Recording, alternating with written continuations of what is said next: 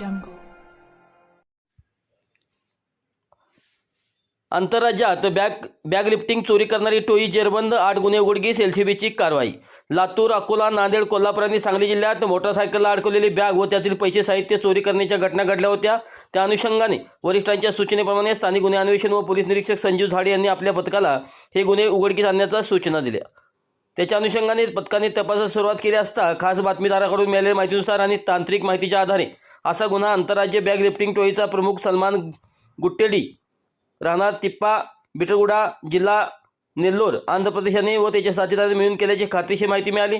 त्यानंतर मिरजेतील सिनर्जी हॉस्पिटलजवळ सलमान व त्याचा मुलगा संदीप गुट्टेडी येणार असल्याची माहिती मिळाली. पोलिसांनी सापळा रचला व दोघांना ताब्यात घेतले.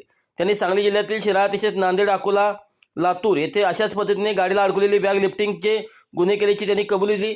सलमान गुट्टेडी हा रेकॉर्डवरील सराईत गुन्हेगार असून त्याच्यावर महाराष्ट्र, छत्तीसगड, मध्य प्रदेश, आंध्र प्रदेश या राज्यामध्ये गुन्हे दाखल आहेत.